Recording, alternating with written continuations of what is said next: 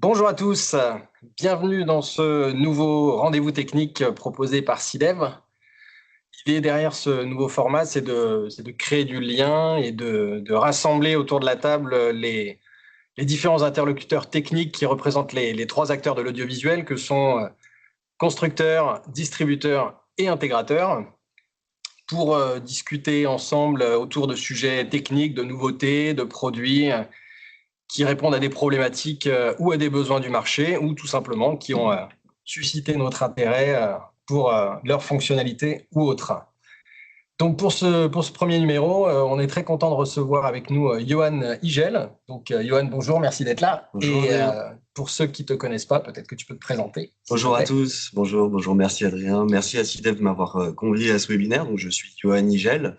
Je suis avant-vente et en charge du support technique à distance pour Aver sur la France, l'Allemagne, l'Autriche et la Suisse. Et je suis ravi d'être là pour cette présentation. Eh bien nous aussi. Si Johan est avec nous pour ce premier numéro, c'est pour parler avec vous d'un produit qu'on aime beaucoup chez SIDEV, un produit fait par Aver qui s'appelle la MT300. Donc la MT300, vous allez le voir, MT pour matrice de tracking, c'est un produit très intéressant qui permet assez facilement de répondre à des besoins de salles multicaméra et également communication avec des systèmes audio pour piloter de manière automatique notre captation vidéo. Je ne vous en dis pas plus. Ce que je vous propose dans un premier temps, c'est de laisser la parole à Johan pour une présentation un peu du produit, ses fonctionnalités. Et dans un second temps, on ira explorer un peu plus en détail les modes de configuration du produit et ça au travers de deux cas d'usage qu'on a mis en place ici là, dans notre showroom. Un cas d'usage type salle de conférence multicaméra et un autre cas d'usage type salle de formation. Je ne vous en dis pas plus, j'ai assez parlé. Je laisse la parole à Johan pour la présentation de la MT300. Merci Adrien. Donc, normalement, vous devriez voir apparaître mes slides. Donc voilà. Alors, je suis donc, comme l'a dit Adrien, Johan, en charge de l'avant-vente et du support technique à distance pour Aver. Et aujourd'hui, on va se parler de la MT300. Dans un premier temps, j'aimerais aborder le où et pourquoi. Donc, quelles sont en fait les salles que l'on vise avec la MT300. Donc, c'est assez simple. On va avoir besoin de la MT300 dans des salles où on a besoin de réalisation multicaméra avec un suivi de la parole active pour une réalisation dynamique de vos réunions, de vos conférences et salles du conseil. Donc, en gros, on peut dire qu'on les retrouve dans tout ce qui va être salle du conseil, salle de conférence et salle de réunion multicam. Avant de rentrer plus dans le détail du concept produit, j'aimerais aborder les connectivités, donc la partie hardware du coup de la MT300. Hop, voilà. Donc, au niveau de la MT300, au niveau de la connectivité, on a un panneau avant, un panneau arrière. À l'arrière se trouvent les entrées. Donc, sur les entrées, vous voyez ici, nous avons plusieurs types d'entrées USB-A 2.0. On peut connecter des caméras en USB. Nous allons également avoir des entrées HDMI auxquelles on peut également connecter des caméras, pardon, et des ports réseau, donc PoE+, pour le contrôle, la récupération du flux et l'alimentation, et Ethernet également pour ses fonctionnalités, et aussi pour l'administration à distance donc de la MT300 au besoin.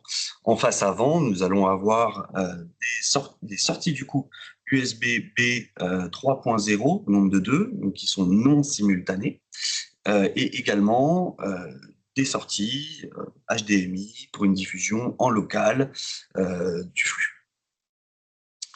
Donc voilà également, pardon, j'ai oublié de le préciser, c'est très important, nous pouvons également streamer donc en local via RTSP et NTI et sur des plateformes type YouTube, Facebook en RTM.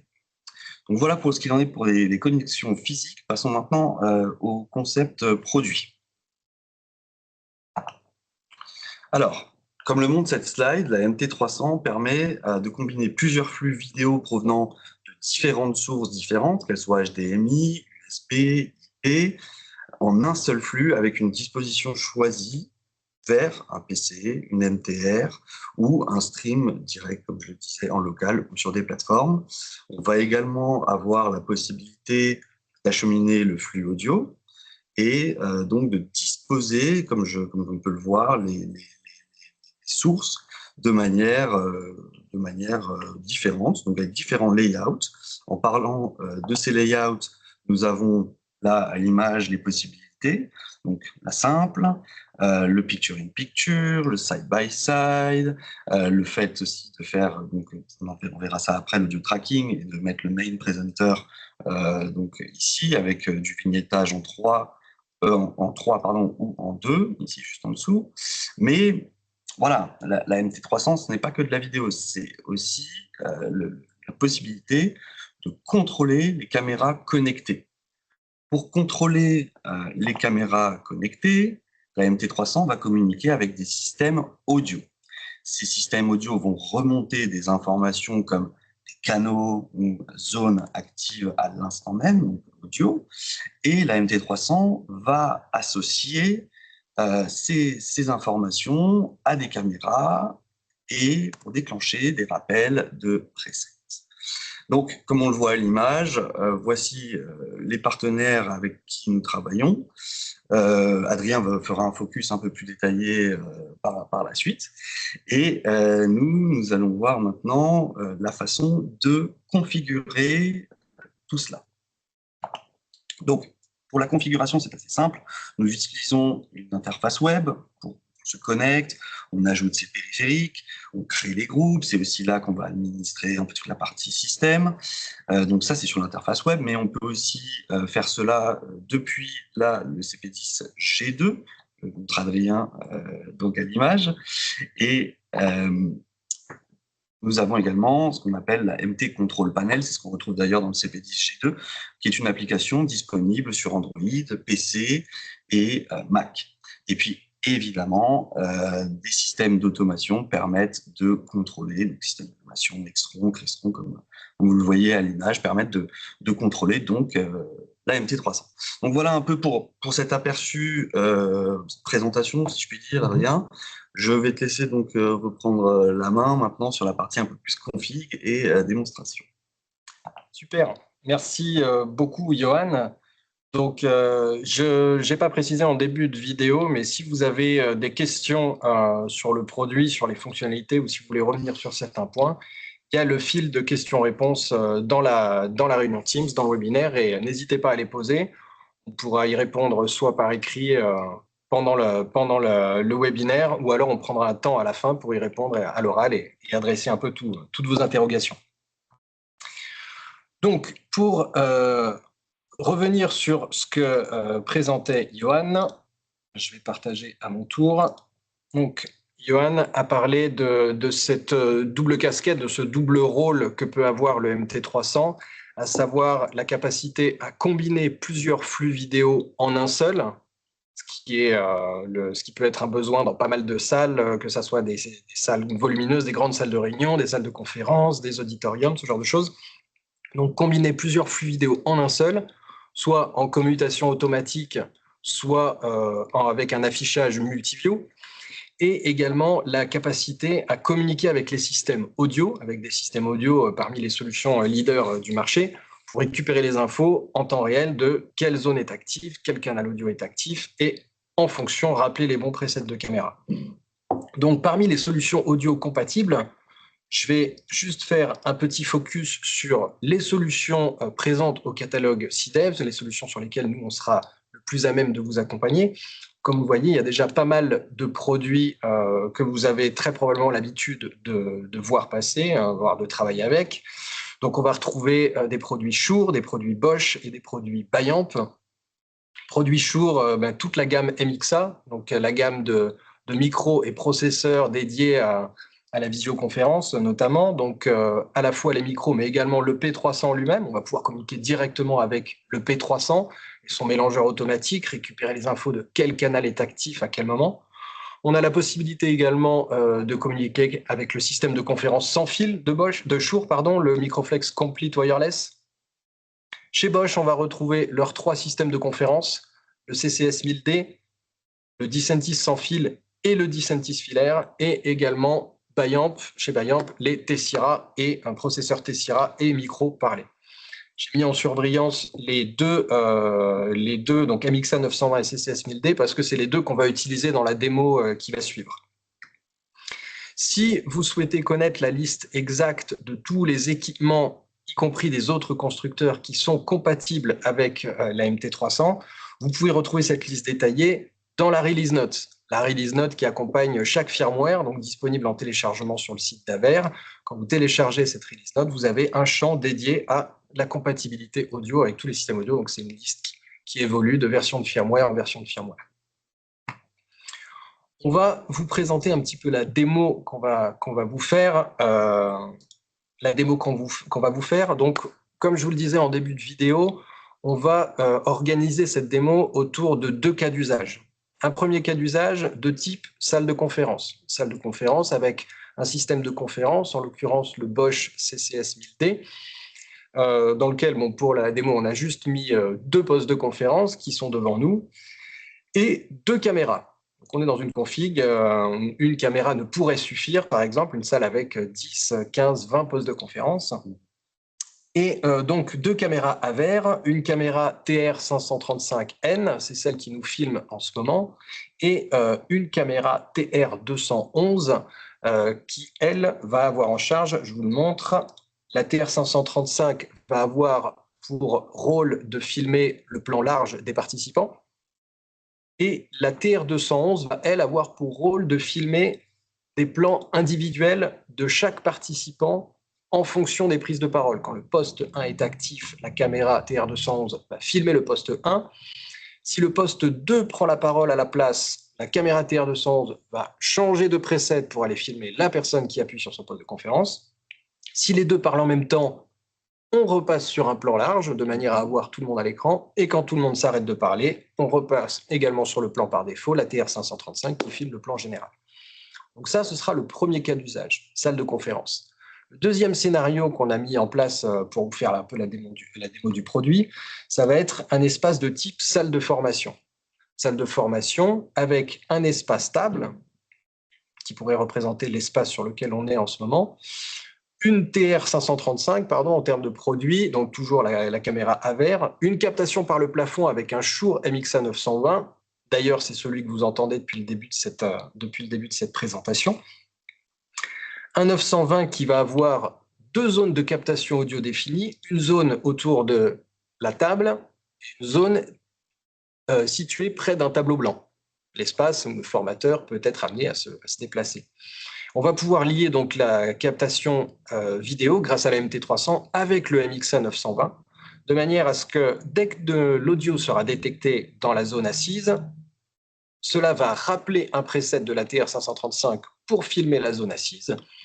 Et quand de l'audio va être détecté dans la zone de présentation, automatiquement, la TR535 va basculer et pivoter vers cette zone de présentation. Et très intéressant, on va aussi avoir la possibilité de déclencher l'activation d'une fonctionnalité qui s'appelle le Human Tracking. Ça, c'est une fonctionnalité qui est présente dans la caméra Aver, dans la caméra TR535, dans toutes les caméras de la gamme TR. C'est une fonctionnalité qui permet à la caméra de détecter un présentateur et de le suivre de manière fluide et automatique. On a la possibilité avec la MT300 de à la fois rappeler le preset et en même temps activer le Human Tracking uniquement quand de l'audio est détecté dans cette zone. En termes d'installation physique, c'est pas très compliqué. On va connecter tous nos appareils en réseau. Un seul câble par appareil quasiment. On va récupérer les flux vidéo de nos caméras en IP. On va également piloter, par ce même lien IP, on va piloter les caméras depuis la MT300. On va également communiquer avec le CCS 1000D, le système de conférence, avec le micro Shure, tout ça par le réseau. Et donc, voilà ce qui va vous être montré dans les minutes qui suivent. Concernant maintenant la partie présentation, configuration, excusez-moi un instant, les aléas du direct.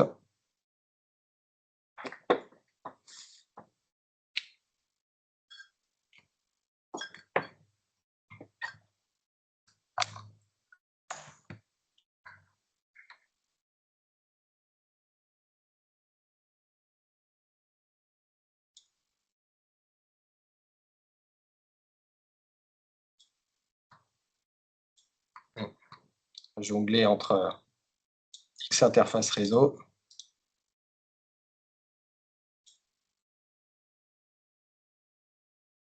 Voilà. Mes excuses pour ce petit contretemps. Les aléas du direct. Ça. Donc, comme je vous l'expliquais, la configuration de la MT300 se fait depuis son interface web. Donc, quand on arrive sur l'interface web de notre produit, on arrive sur cette page qui va nous permettre, je le précise d'ailleurs, de piloter en direct notre MT300 si on le souhaite. J'ai la possibilité de passer en live mode et de changer en direct les modes d'affichage, de passer sur un affichage un écran, une caméra à 2 caméras, la possibilité de commuter entre mes caméras, voilà, tout ça en direct. Ça, je peux le faire depuis mon interface web, mais également depuis la CP10G2, par exemple, faire une petite réalisation en direct. Mais la première étape dans la configuration de notre système, ça va toujours être d'ajouter à notre MT300 une liste de devices, une liste d'appareils, c'est-à-dire les appareils avec lesquels on veut pouvoir communiquer ou qu'on veut pouvoir contrôler. Donc c'est là qu'on va par exemple ajouter nos caméras.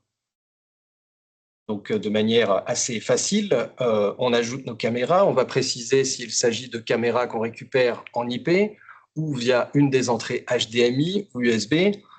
L'avantage quand on travaille avec des caméras AVR, c'est qu'on va pouvoir faire de l'auto-découverte de nos caméras.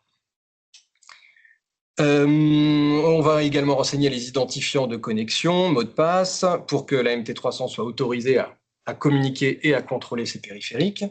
Et on va également pouvoir ajouter nos systèmes audio via cette même page. Système audio, donc il suffit de préciser microphone dans le type d'appareil. Et ensuite, je vais pouvoir choisir le constructeur en question. Le fait de choisir le bon constructeur va permettre à la MT300 d'adapter le protocole de commande et d'utiliser le bon protocole de commande correspondant à un tel constructeur. Une fois que j'ai choisi ça, j'ai juste à renseigner l'adresse IP du périphérique audio en question et j'ai constitué ma liste d'appareils. À partir de là, une fois que j'ai constitué ma liste d'appareils, je vais pouvoir passer à la configuration de mes profils. Les profils, ce sont les modes d'utilisation, ce sont les différents setups, les différentes configurations de ma MT300. Je vais pouvoir créer plusieurs profils pour correspondre à différents modes d'utilisation d'une même salle. Et ces profils, je vais pouvoir les rappeler facilement, encore une fois, soit par l'interface web, soit par la CP10G2, l'application MT Control Panel, ou même via un automate. Je peux envoyer une simple ligne de commande à ma MT300 pour changer de profil et passer d'un mode d'utilisation à l'autre. La deuxième étape, une fois que j'aurai créé un profil, que je l'aurai nommé, ça va être de créer des groupes. Qu'est-ce qu'un groupe? Un groupe, c'est une association d'une caméra avec un système audio. Une caméra avec un système audio. Donc, il peut y avoir plusieurs groupes au sein d'un même profil. Je peux avoir, par exemple, plusieurs caméras qui sont pilotées par le même système audio. Donc, dans ce cas-là, je vais faire autant de groupes que j'ai de caméras. Je vais donc créer mes groupes. Donc là, en l'occurrence, vous voyez, je suis dans mon profil salle de conférence, le cas d'usage 1. Je vais pouvoir choisir le layout, donc quel mode d'affichage je veux quand je suis dans ce profil. Je vais ajouter mes groupes. Donc là, on voit par exemple, j'ai créé mon groupe avec ma TR211 et mon système de conf. C'est pour le rappel des presets individuels des postes de conférence. Et je crée un autre groupe avec ma TR535 et le même système de conférence pour le plan large ou le plan qui va se déclencher lorsque je suis en affichage multiple. Et une fois que j'ai créé ces groupes, pour chaque groupe, je n'ai plus qu'à faire correspondre le numéro de canal audio à un numéro de preset de caméra. Je précise évidemment qu'en amont, il aura fallu aller dans les menus des caméras pour enregistrer, créer ces fameux presets. Là, je vous invite, surtout si vous en avez beaucoup, à être le plus organisé possible. Et donc, on va pouvoir créer autant de presets qu'on a de positions de caméra souhaitées. Et dans cette page, on va ensuite faire correspondre les numéros de canaux audio avec les numéros de presets. À partir de là, il faudra aussi également aller dans un petit menu qui se situe à droite, un menu très important, le menu Time, Et c'est là qu'on va pouvoir personnaliser et affiner le comportement de notre MT300. On va pouvoir jouer sur les temps de déclenchement, les temps d'inactivité au bout duquel on repart sur un preset de base. Est-ce qu'on veut rappeler un preset spécifique quand on a plusieurs canaux actifs en simultané? Voilà, donc c'est ce qui va nous permettre vraiment d'affiner notre paramétrage. Donc voilà le menu Time. Une fois qu'on a fait ça, tiens, vous voyez, je vous en ai fait le teasing tout à l'heure, la fonctionnalité Human Tracking qu'on a la possibilité d'activer sur les caméras de la gamme TR. On a la possibilité d'activer dans le cas uniquement où on rappelle certains canaux audio. Donc ça, c'est le premier profil, le premier cas d'usage. Et vous voyez là, deuxième cas d'usage, où là, par exemple, la différence, c'est qu'on a créé un scénario avec une TR535 et un MXA 920, et également donc une zone, la zone de captation, celle dans laquelle je parle actuellement, qui va rappeler un certain preset, et la zone formateur, qui est la zone près du tableau blanc, qui va rappeler un autre preset et activer le Human Tracking en mode présenteur. Donc ça, c'est pour la théorie. Pour la théorie, donc maintenant, cette petite configuration, je vous propose de vous la montrer en live. Donc, je vais arrêter le partage de mon écran, histoire que vous profitiez en plein écran de ce mode de fonctionnement. Donc là, on est dans le cas d'usage conférence. Cas d'usage conférence, donc avec les postes de conférence. Donc pour rappel, j'ai une caméra TR535 qui filme un plan large quand aucun poste n'est actif, et une TR211 qui va avoir pour rôle d'aller filmer les postes individuels. Donc la démonstration, donc là, aucun poste n'est actif. À partir du moment où j'active le premier poste de conférence, je bascule sur la TR211 qui vient rappeler le preset raqué sur mon poste. Si je relâche mon poste et que Johan active son poste, la TR211 rappelle le preset correspondant à Johan. Si je rejoins Johan avec un deuxième poste actif, la MT300 détecte qu'il y a plusieurs postes actifs, donc rappelle la TR535 en plan large, pardon. Et si on relâche tous les deux nos postes, à nouveau, plus aucun poste n'est actif, donc on reste sur le plan par défaut. Voilà pour la config salle de conférence. Comme vous voyez, on peut déjà avoir quelque chose d'un peu sophistiqué sans passer par une configuration trop complexe. Maintenant, je vais vous montrer la démonstration de l'autre mode qu'on a configuré. Donc, juste, voilà, je passe d'un profil à l'autre via ma CP10 G2. Je suis passé en mode salle de formation. La salle de formation, pour rappel, le MXA 920 qui est au plafond, donc le micro-plafond qui a une zone de captation positionnée sur cet espace-là et une zone de captation positionnée devant ma zone tableau. Je vais me déplacer là-bas. Et si maintenant je vous parle depuis la zone formateur, la caméra automatiquement rappelle le plan dirigé vers la zone formateur et active le Human Tracking dans la caméra qui va lui permettre de détecter la présence d'un présentateur et de le suivre de manière fluide. Tant que de l'audio est actif dans cette zone, la caméra va rester braquée sur cette zone avec le Human Tracking activé.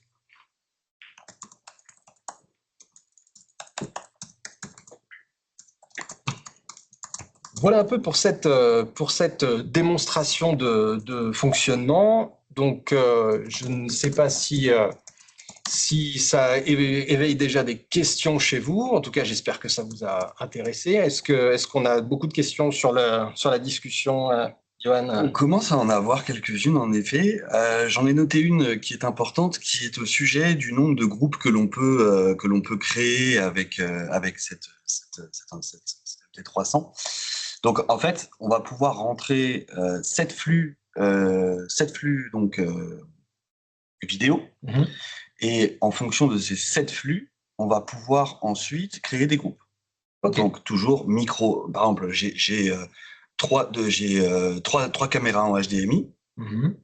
Et après, c'est 4 au choix USB ou IP. Ça peut être 3 USB, une IP, 2 USB, 2 IP, ou une IP, voilà. Donc, ce mélange est possible.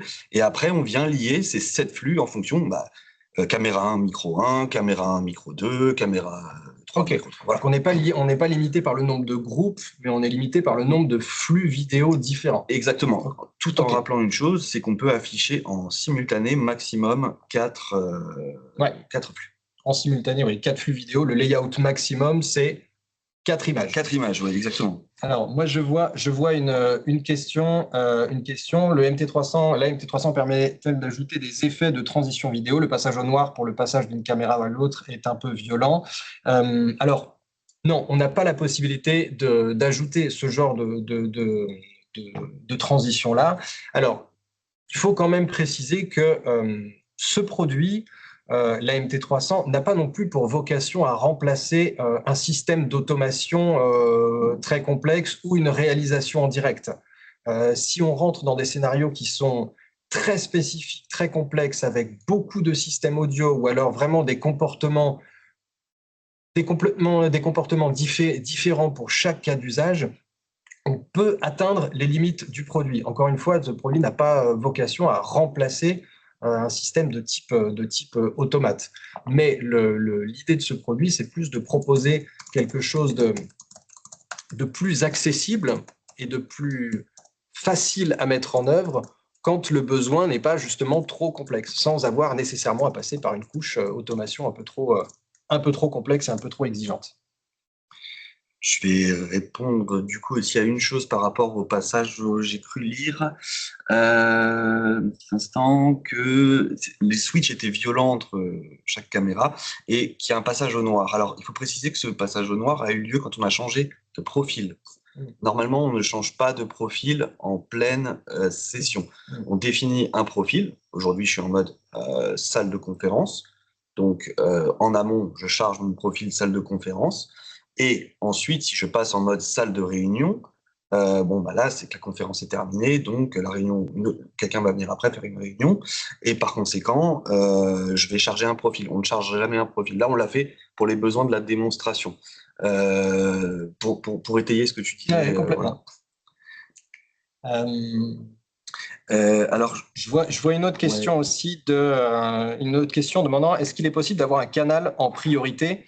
Donc, obliger la MT300 de passer sur un preset, même s'il y a d'autres canaux actifs.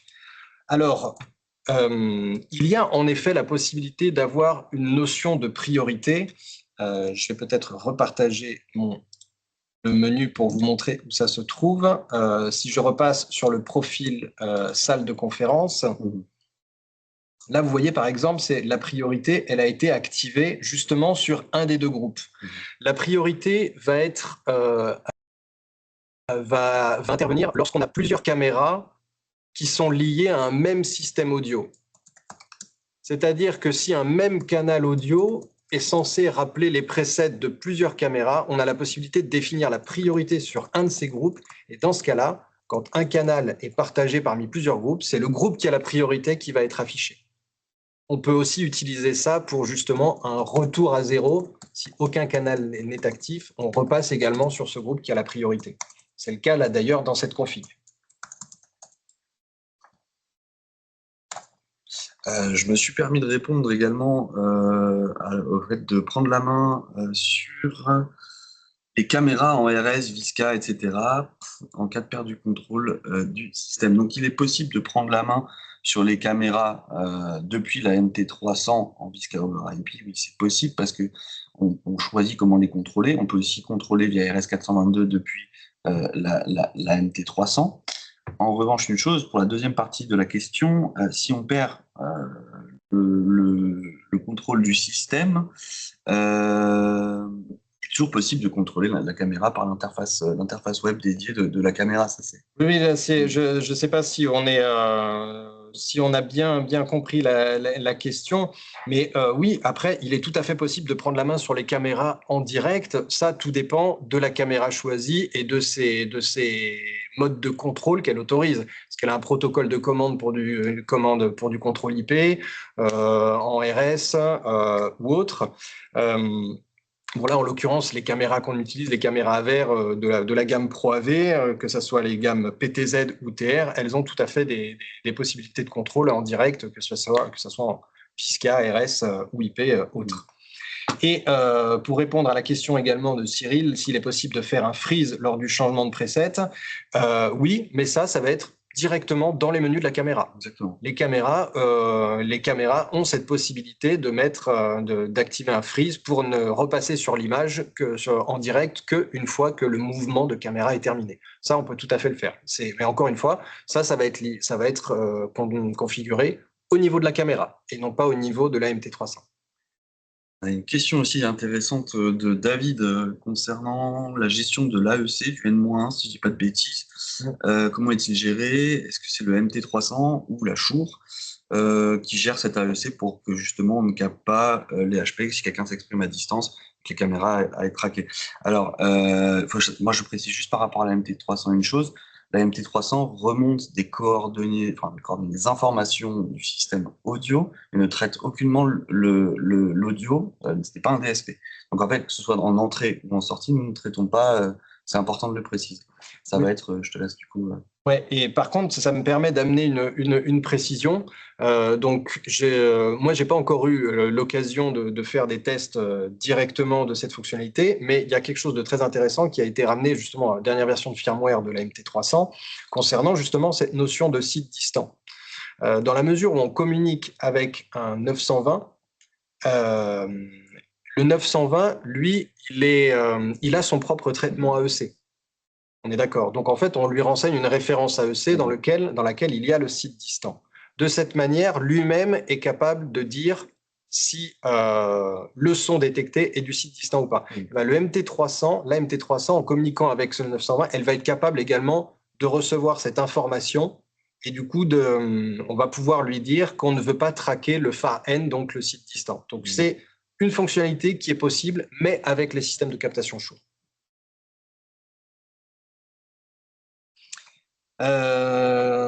Comment la MT300 gère les différentes résolutions et fréquences des signaux vidéo entrants? Ce que je peux vous dire, c'est que déjà, elle n'accepte pas en entrée plus que du Full HD.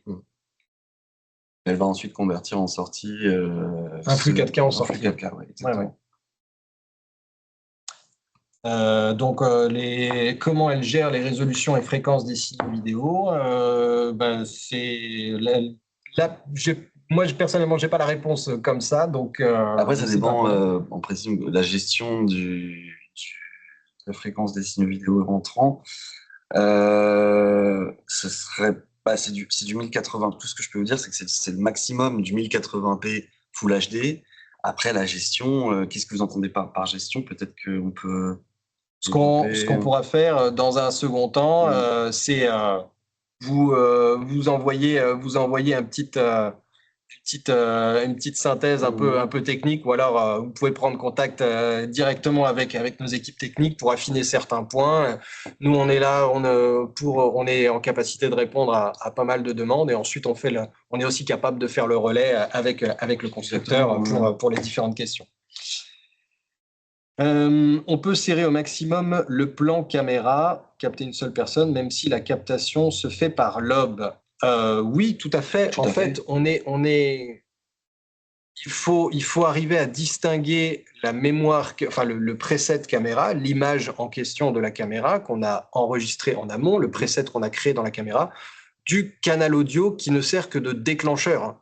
Donc on peut tout à fait, je pourrais même dire qu'un canal audio qui est braqué sur l'opposé de la table, quand quelqu'un parle là-bas, ça déclenche un preset qui est focalisé sur l'écran qui est derrière moi. Je peux tout à fait lier n'importe quel canal à n'importe quelle échelle de preset caméra. Après, ça dépend évidemment d'une chose, c'est de la précision, ou du moins de comment est défini l'audio tracking, puisque si on veut faire un lobe, une personne, on peut le faire.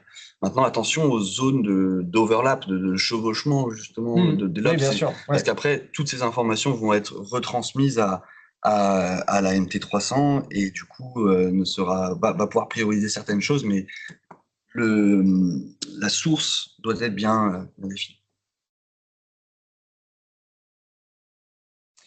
Alors, NDI HX2 pour le sortant. Frédéric.